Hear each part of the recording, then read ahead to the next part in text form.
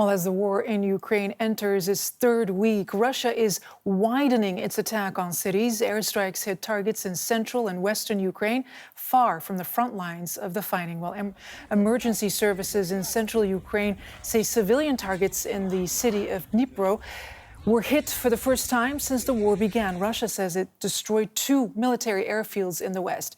And the Kremlin has unilaterally now announced humanitarian corridors in places including Mariupol, Kyiv, Sumy, and Cherniv. Ukraine says civilians are suffering, but so far, agreements to evacuate people have failed multiple times. And a metro station in the besieged city of Kyiv has become a makeshift shelter for civilians trapped in the fighting. Russia says it will establish a humanitarian corridor in the city, Ukraine's second largest. Most of the 1.5 million residents have already fled Kyiv, which has been under sustained bombardment. Well, Ukrainian authorities say that 40,000 people have now been evacuated from 5 different Ukrainian cities, but they say Russian troops continue to break ceasefires to allow more residents to flee. In Irpin, northwest of Kyiv, people have been fleeing amid heavy bombardment as Russian forces advance on the capital. Now, a brief pause in shelling has allowed more residents to escape. Our correspondent, Matthias Böllinger, is there. Finally boarding a bus to safety. These refugees have just come out of the fighting zone northwest of Kyiv. Daria has been on the road for hours. We left everything there and just fled. I don't know whether we will ever be able to come back.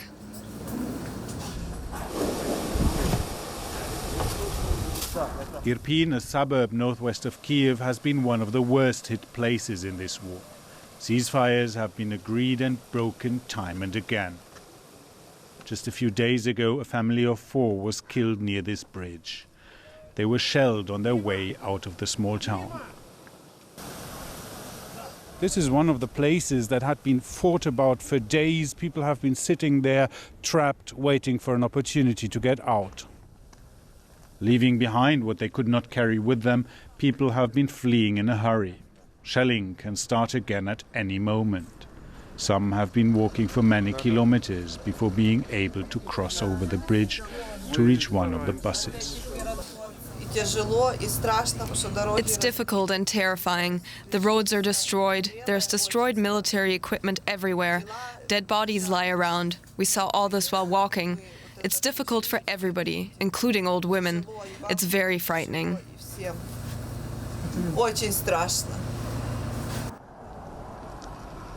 Many here have no idea where to go next. This kindergarten was closed after the war began. It's now hosting people who have fled the fighting. Some arrive without even wearing slippers. Some come without a coat. There are some grandmothers who went out to fetch water and were evacuated because their lives were under threat. Whole retirement homes have been evacuated. The refugees can rest here for a few days. Everybody from our neighbourhood left. A plane flew over us. Then it suddenly turned, dropped a bomb and everything was on fire. Volunteers quickly evacuated us. As evacuation of Irpin and other suburbs goes on, the kindergarten braces for more people to arrive in the coming days. Well, for more, let's talk now to correspondent Alexandra von Namen. She is in Lviv, Ukraine, in the west. Alexandra, Russian forces have stepped up attacks across the country, including in the west?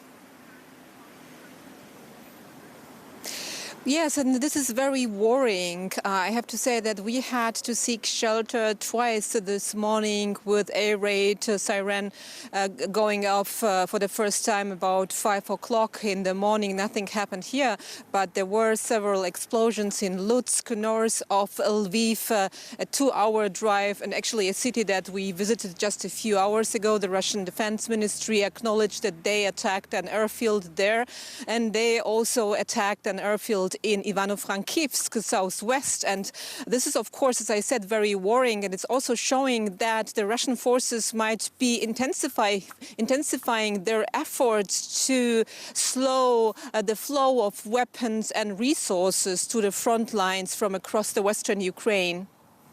Now, humanitarian corridors have opened in fits and starts, but now there are worries they might be exploited.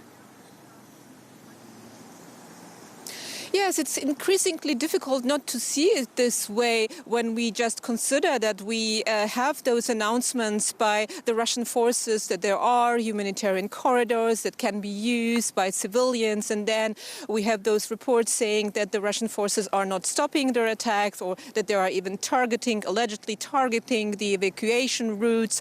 And the Ukrainian president today said in his video address that the two words, the humanitarian catastrophe, are now synonyms for the Russian Federation, and the situation is getting worse and worse. And we have to say that there are now Western security or military experts who are saying that this is the main goal of the Russian forces now, is to spread chaos and terror across the country. So the Ukrainian forces are busy dealing with, helping civilians to get out, saving their lives, and not fending off the Russian offensive. DW correspondent Alexander von Naumann reporting from the western Ukrainian city of Lviv. Let's take a look now at the other developments in the conflict. U.S. President Joe Biden has announced he's revoking Russia's favored trade status, meaning it can impose higher tariffs on Russian imports. He also said the U.S. would impose additional sanctions on individuals, including members of the Russian parliament, and ban export of luxury goods. And a Soviet-era drone has crashed in the outskirts of the Croatian capital, Zagreb.